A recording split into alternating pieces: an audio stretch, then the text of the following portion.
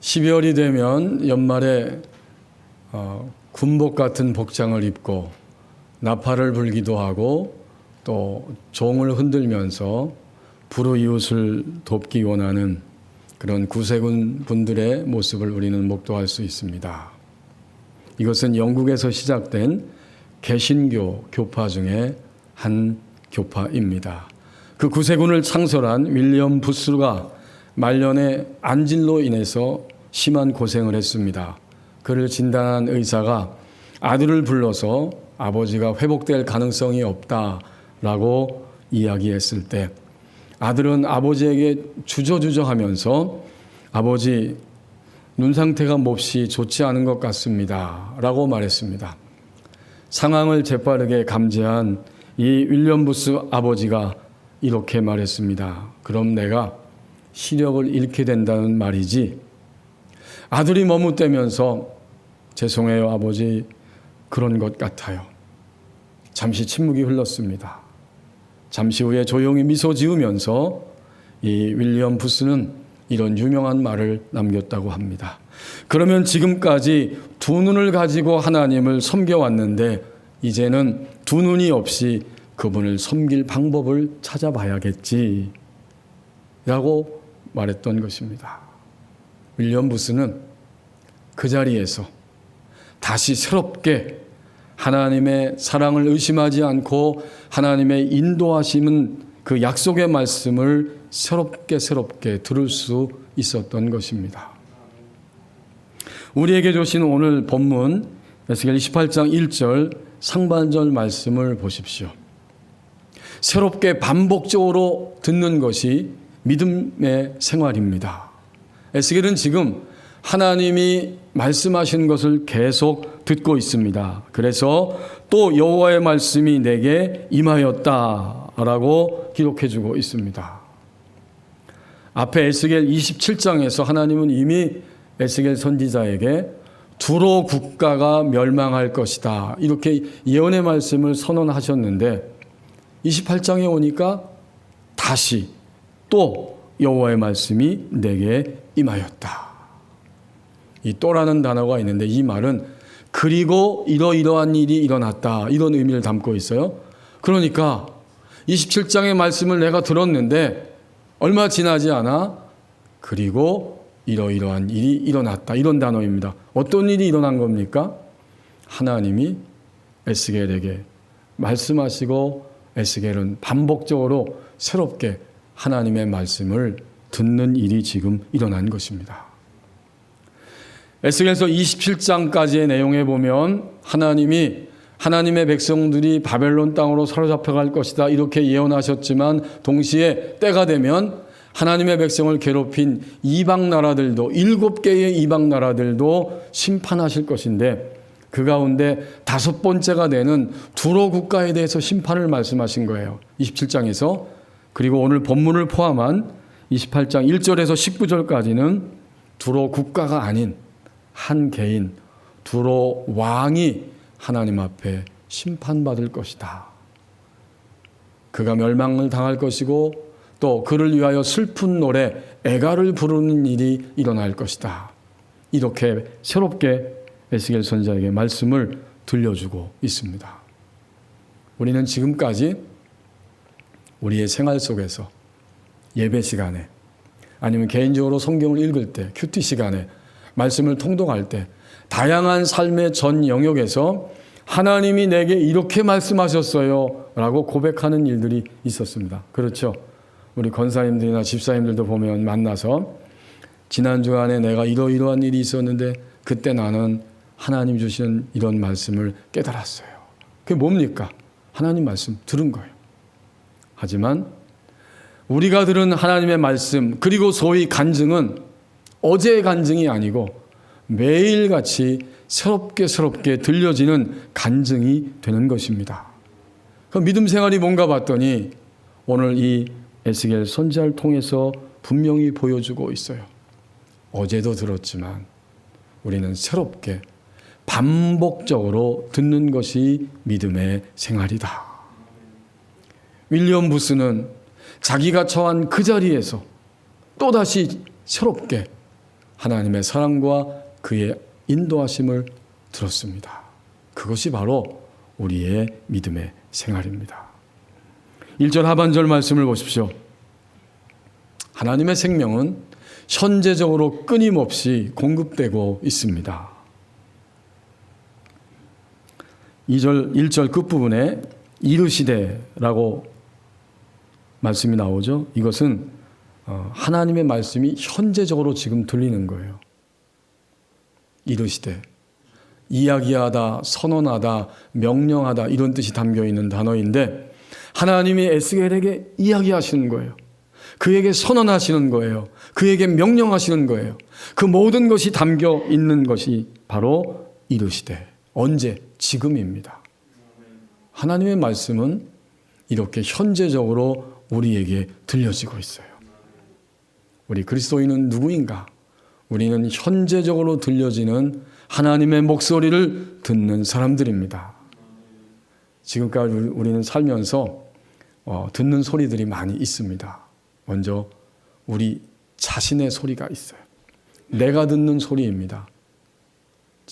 내가 태어나서 지금까지 경험한 모든 경험들과 상처들과 또 내게 주어진 모든 환경과 주고받으면서 쌓여진 모든 생각들이 내 안에 가득 차 있고 그것이 내 입을 통해서 발설되어 나옵니다. 이거 누구 소리예요? 나 자신의 소리입니다.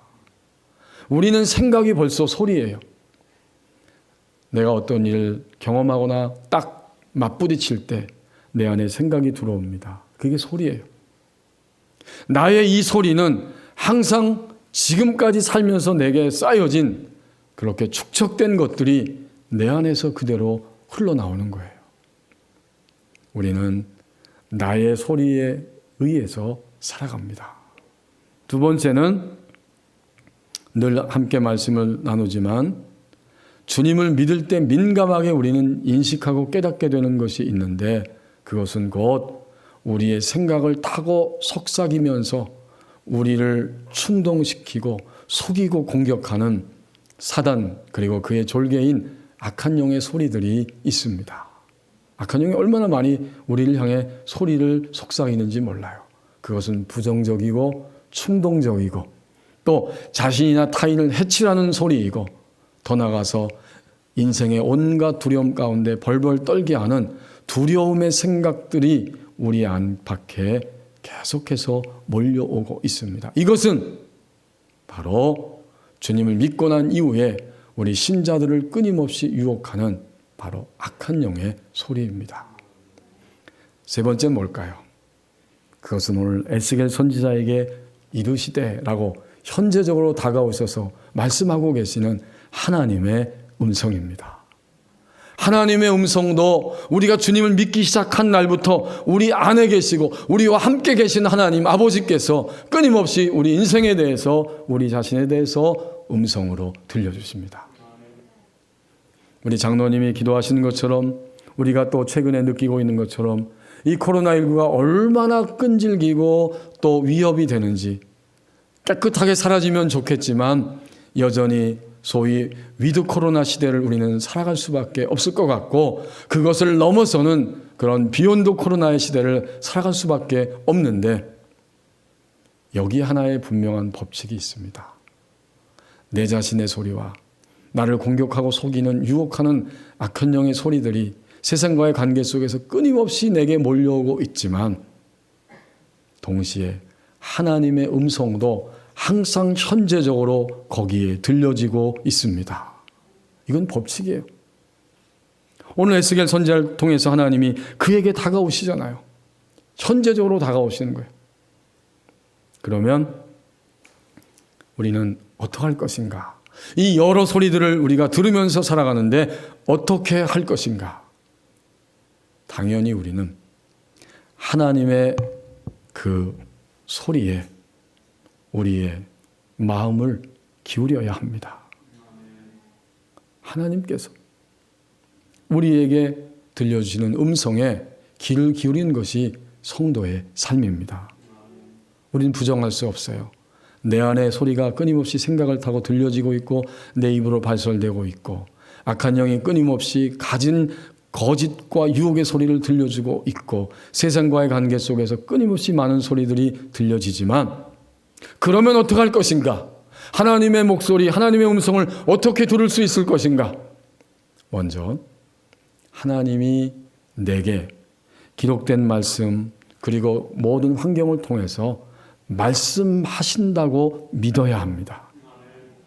이건 정말 중요한 법칙이에요.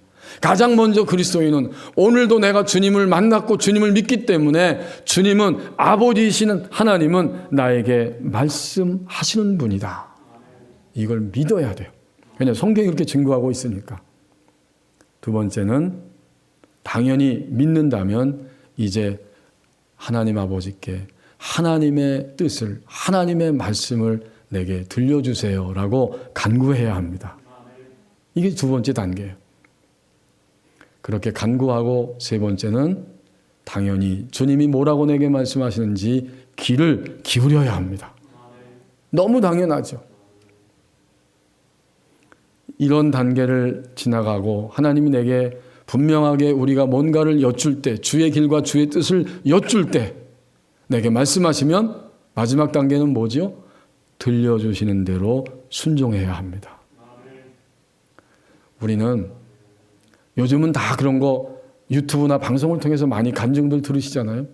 하나님 내게 이렇게 말씀하셨어요. 들을 때 나도 부럽다. 하나님 들려주시면 나는 절대적으로 순종할 수 있을 텐데 라고 말하지만 막상 하나님이 말씀을 들려주실 때 우리 내면의 소리와 우리 경험과 감정이 거기에 동의하지 않으면 우리는 전적으로 그 말씀을 순종하지 못합니다.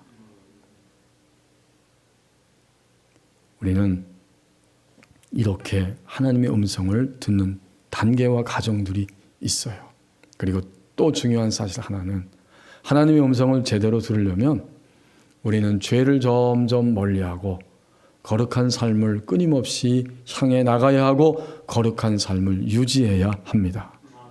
죄가 있으면 하나님의 음성이 제대로 나타나지 않아요. 아니, 정확히 말하면 하나님의 음성이 나타나도 나의 죄가 오염되었기 때문에 그것이 내 영혼의 천정을 뚫고 내 안에 심령 가운데 주님의 부드러운 말씀이 들려지질 않습니다. 성경을 아무리 읽어도 죄 가운데 있으면 그 말씀은 그냥 이야기일 뿐이지 오늘 나에게 말씀하시는 주의 음성으로 들려지지를 않습니다. 그런 거로 관건은 주님과의 교통 속에서 내가 죄를 항상 멀리하면서 거룩한 삶을 유지하는 거예요.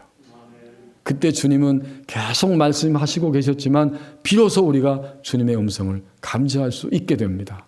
그러니까 오늘 1절 하반절 말씀은 에스겔이 하나님 말씀이 내게 임했습니다. 그리고 이르시되 라고 내게 이야기해 주시고 명령하시고 선언해 주셨습니다. 그만큼 에스겔 선지자가 거룩한 삶, 죄를 멀리하면서 하나님과의 관계성을 가지고 살아가는 생활 속에 있었다는 증거입니다.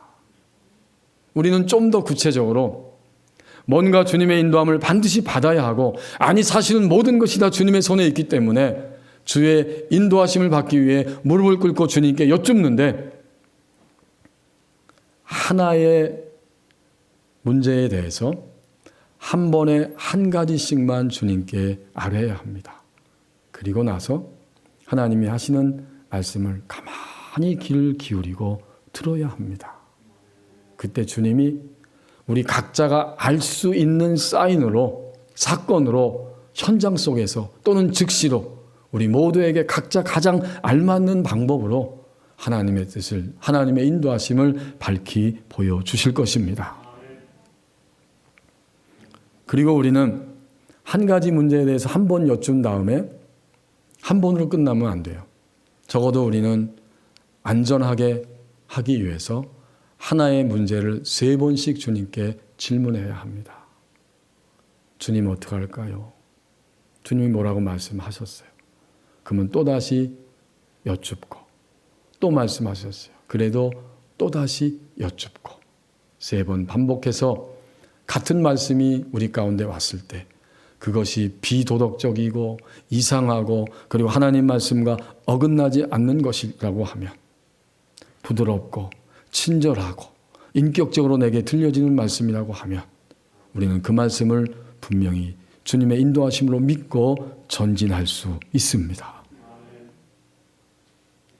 온갖 소리들이 우리 가운데 들려지고 있지만 하나님의 음성만이 우리에게 진정으로 생명이 되고 우리를 살리는 능력으로 역사합니다. 그게 하나님의 생명이 현재적으로 끊임없이 지금 공급되고 있다는 의미입니다. 그리고 이 소리는요, 우리에게 들려지는 순간 에너지가 되고 힘이 됩니다. 내 안에서 들리는 나의 생각의 언어와 표현된 언어는 내가 반응하는 거에 따라서 나를 죽일 수도 있고 살릴 수도 있어요. 여러분 그렇죠? 어떤 일이 일어났을 때 아이 짜증나, 아이 신경질나, 뭐 이런 말을 비롯해서 많은 생각들이 우리 속에 있다가 튀어나옵니다. 물론 그럴 수 있어요. 우린 그러고 살아요. 하지만 그것은 나에게 영향을 미치는 에너지로 힘으로 바뀌기 때문에 그것을 계속 가지고 머물러 있으면 안 되는 거죠. 내가 비록 그런 소리를 발설했을지라도 주님, 오늘 내가 이렇게 소리를 냈지만 주님을 바라보고 이 소리를 취소합니다 라고 취소해버리고, 또 악한 말이 흘러나왔을 때는 주님 앞에 용서를 구하고, 그렇게 내가 반응하면 나에게 힘으로 작용했던 부정적인 에너지들이 빠져나가고 나를 얽어매지 못합니다. 나의 소리는 나의 반응에 의해서 나를 살리기도 하고 죽이기도 합니다. 그리고 악한 영의 소리는 당연히 우리를 공격하고 속이고 충동하는 이 간교한 소리는 100% 인간을, 신자를, 그리스도인을 죽입니다. 아무리 달콤하게 내게 들려져도 악한 영의 소리는 사람을 죽이는 소리입니다. 그러면 하나님의 음성은 어떨까요? 하나님의 음성만이 나를 살리고 나를 생명 있게 하고 나를 온전히 필요한 모든 것들을 공급해 가시면서 나를 주의 사람으로 나의 인생 가운데 세워 가십니다. 이게 하나님의 생명이에요. 우리 한국에 가정사역을 하는 기관들이 많이 있죠. 그 가운데 하이패밀리라고 하는 그 가정사역 기관이 있습니다. 송기돈 목사님, 또 김양숙 사모님이 오래전부터 기도하고 거기에 소명을 받아서 열심히 일을 진행하고 있고, 양평에 건물을 지어서 거기서 한국교회 가정을 회복하는 일에 혼신의 힘을 다하며 섬기고 있습니다. 제가 오래전에 거긴 무슨 프로그램이 있는가 한번 전화를 해서 물어보고 이렇게 잠깐 대화한 적이 있는데 한 2년 전쯤 되는 것 같아요. 근데 끊임없이 꼭 카톡으로 카톡이 아니라 그냥 일반 문자로 메시지가 옵니다. 거기에 한번 링크가 연결된 사람들에게는 그 메시지를 다 전달해 주는 것 같아요. 하나님 앞에서 말씀 읽고 기록된 말씀을 읽고 하나님의 뜻을 구하는 그 목사님하고 사모님의 삶이 담겨져 있습니다. 그걸 다 공유하는 거예요. 그리고 그 기록된 말씀을 통해서 내게 적용되는 말씀을 듣고 그것을 또 기록해서 모든 사람들에게 보내주고 있어요. 지난 11월 2일 문자 메시지가 왔는데 신명기 30장 20절 기록된 말씀을 읽은 거죠. 내 하나님 여호와를 사랑하고 그의 말씀을 청종하며 또 그를 의지하라. 그는 내 생명이시요 내 장수이시니 여호와께서 내 조상 아브라함과 이삭과 야곱에게 주리라고 맹세하신 땅에 내가 거주하리라. 이 은혜로운 말씀을 들었어요. 은혜를 받았어요. 기록된 말씀을 통해 하나님의 음성을 들었어요. 그리고 나서 주께서 뭐라고 말씀하시는지 내게 적용된 말씀을 들었다는 거죠. 이렇게 기록하고 있습니다. 내 음성을 들을 수 있기까지 걱정을 멈춰라. 나는 존재의 깊은 곳에서 부드럽게 말을 건넨단다. 내 마음은 이리저리로 움직이며 혼란과 불안의 거미줄을 짠다. 그래서 내가 주는 생각이 너 안에서 일어나더라도 그 끈적끈적한 염려의 거미줄에 얽혀버리고 말지. 그렇게 내 소리는 희미해지고 너의 귀에 들리는 것은 오직 백색 소음뿐이다. 마음을 잠잠하게 해서 내가 주는 생각으로 사고할 수 있도록 간구하렴. 이 능력은 내 자녀가 누리는 멋진 혜택이란다. 세상의 소음, 내 생각이라는 소음으로 인해 귀머거리가 되지 마라. 그리고 최근 11월 8일입니다. 그 목사님 부부가 또 말씀을 읽고 기록된 말씀을 통해서 하나님의 소리를 들었어요. 그리고 나서 하나님이 자신들에게 적용해 주는 말씀을 또 들은 것입니다. 그날은 마태복음 6장 34절이에요. 그러므로 내일 일을 위하여 염려하지 말라. 내일 일은 내일 염려할 것이요 한날의 괴로움은 그날로 족하니라. 마태복음 6장 34절 말씀을 들은 거예요. 이제 하나님이 이렇게 말씀하셨다는 거예요. 내일 일을 걱정하지 마라. 이건 제안이 아니라 명령이다. 나는 시간을 낮과 밤으로 나누어서 내가 감당할 수 있는 삶의 부분을 살아가도록 했다. 내 은혜가 너에게 족하며 그 족함은 오직 하루를 살기에 충분하다. 미래를 걱정하면 하루의 문제 위에 또 다른 하루의 문제를 연약한 내 몸 위에 쌓는 격이다. 그러고는 무거워서 비틀거리는데 나는 결코 너에게 이 짐을 지울 생각이 없단다. 나를 신뢰함으로 너를 짓누르는 이 짐을 발빠르게 밀쳐내 버려라. 걱정은 머릿속을 종횡무진 떠돌지만 나를 신뢰하면 곧장 너를 내 임재로 이끈단다. 그렇게 너의 믿음을 확신할 때 염려의 수갑은 즉시 풀려 벗겨진다. 나를 항상 신뢰함으로 내 임재를 누려라. 하나님의 생명은 과거가 아닌 현재적으로 끊임없이 공급되고 있습니다. 이제 마지막 2절 말씀을 보십시오. 결국 하나님의 말씀은 나와 너의 상태에 대한 설명입니다.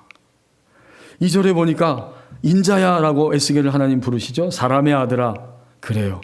아무리 뛰어난 사람이라도 예언자라고 해도 사람의 아들입니다. 우린 사람입니다. 인자야. 너는 두로 왕에게 이르기를 주 여호와께서 이같이 말씀하시되 라고 두로 왕의 상태를 지금 설명하고 있는 거예요. 하나님 말씀은 나와 너의 상태에 대한 설명입니다. 그의 상태를 설명해 주시죠. 두로 왕에게 하는 말입니다. 내 마음이 교만하여 말하기를 나는 신이라. 내가 하나님의 자리 곧 바닷 가운데 앉아 있다 하도다. 그가 교만한데, 그의 상태는 교만한데 구체적인 모습이 무언가 봤더니 나는 신이고 나는 하나님의 자리 바다 한가운데 앉아 있다. 이것이 두로 왕의 상태이고 교만입니다.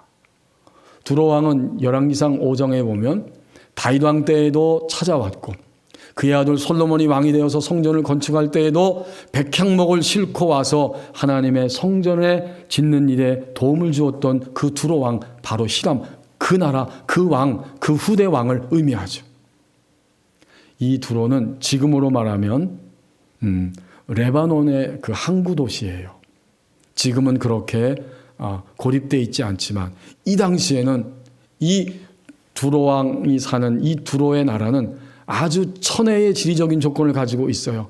바다 한가운데 섬으로 되어 있는데 바위로 다 둘러싸여 있어서 그야말로 요새 중에 요새입니다. 거기서 해상무역을 장악하고 이곳저곳을 다니면서 막대한 부를 축적하게 되었습니다. 이런 모든 과정을 다 그가 보고 경험하고 누리면서 그의 마음 깊은 곳에 오늘 2절 말씀처럼 생각하고 말하고 있는 거예요. 나는 신이라. 내가 하나님의 자리 곧 바닷 가운데 앉아 있다 하도다. 아무도 우리 두로를 칠 수 없어. 그 험한 바다를 건너와야 하고 건너오면 우리는 바위섬으로 다 둘러싸여 있어서 우리를 이길 수는 없다. 그렇습니다. 자신이 하나님이라고 그렇게 착각하고 있다는 거예요. 공동번역 성경에 보면 이 부분을 이렇게 번역해 놓았습니다. 자신이 마치 하나님이라도 되는 것처럼 우쭐거린다. 이렇게 번역해 놨어요. 하나님 말씀은 우리에게 현재적으로 들려질 때 결국 무엇인가 봤더니 나의 상태에 대한 설명입니다. 하나님이 말씀하십니다. 내 마음이 하나님의 마음 같은 채 할지라도 너는 사람이요 신이 아니다. 우리 사람의 상태는 두 가지 중에 하나죠. 정상적인 상태가 있어서 정상적으로 기울어져서 정상적인 사고와 말과 행동을 하며 누가 보아도 그래도 80% 때로는 90% 정상적인 삶을 향해 가고 있다. 이 정상으로 사는 거예요. 반면에 비정상. 그의 말도 생각도 행동도 비정상이에요. 비정상을 향해 계속 살아가고 있어요. 누가 보아도. 만약 우리 그리스도인이 신자가 내가 오늘 비정상적인 삶을 살고 있다면 그것은 누가 가장 괴로운 것인가? 자기 시달림이 있어요. 비정상적인 삶을 살아가는 사람은 가장 먼저 자기 시달림을 가지고 사는 거예요. 내가 그렇게 말하지 않으면, 내가 그렇게 행동하지 않으면, 내가 그 장소에 가지 않으면, 내가 그 사람에게 그렇게 대우하지 않으면 내가 견딜 수 없습니다. 그러니 그가 얼마나 시달리고 있는 거예요. 비정상적인 사람은 안타깝지만 자기 자신이 가장 먼저 자기 시달림을 가지고 살아가요. 두 번째로 그는 인생을 결국은 낭비하고 있습니다. 우리 길지 않잖아요. 우리 어르신들이 여기 앉아 계시지만 얼마나 빨리 시간이 지나왔는지 어릴 때 초등학교 때 생각이 지금도 생생해요. 심지어 그 밑에 유치원 때, 아니 3살 4살 때도 엄마 아빠가 나에게 어떤 말 했는지 어떤 행동했는지도 간혹 기억나는 것들이 있잖아요. 그런데 벌써 50이요 60이요 70이 넘어가고 80이 넘어갔습니다. 너무나 빠릅니다. 이 시간들을 우리가 비정상적으로 살아가는 신자라면 낭비하고 있는 거예요. 그리고 결정타는 무엇이냐면 하나님을 제한해버리고 맙니다. 그리스도인이 비정상적인 삶을 살면 하나님이 이 지구촌에서 이 시대 가운데 유일하게 나를 통해서 하시고자 하는 일이 있고 하셔야 할 일이 있는데 내가 하나님의 역사를 그냥 제한해버리고 마는 거예요. 이것이 매우 쓰린 사실입니다. 반면에 정상적으로 살아가는 신자는 자기 시달림이 점점 적어지고 인생을 낭비하지 아니하며 결코 하나님의 역사를 제한하지 않습니다. 하나님을 만났다는 것은 인생의 전부이고 하나님과 함께 산다는 것은 우리 인생의 뭐라고 표현할 수 없는 완전함입니다. 그럼에도 불구하고 우리는 때때로 하나님을 제한하면서 낭비하면서 그렇게 자기 시달림을 가지고 살아가고 있지 않습니까? 이렇게 정상과 비정상 상태가 있는 거예요. 그러면 오늘 2절 말씀은 뭘까요? 두로 왕에 대해서 이야기하면서 우리를 향해 하시는 말씀입니다. 너는 지금 정상적으로 아니면 비정상적으로 너의 인생을 살아가고 있다. 우리 상태에 대한 설명이에요.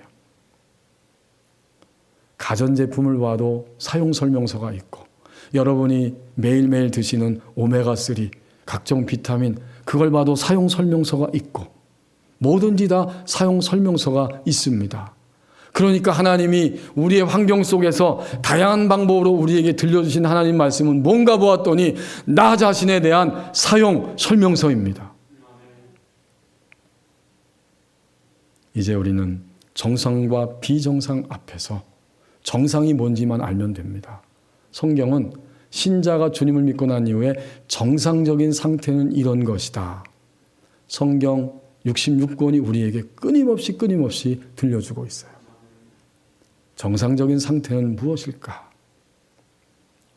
그것은 항상 오늘 내가 쓰림이 있고 아픔이 있고 염려가 있고 유혹이 있고 타락도 있지만 신자가 정상적일 때는 나는 하나님의 사랑을 받는 존재다.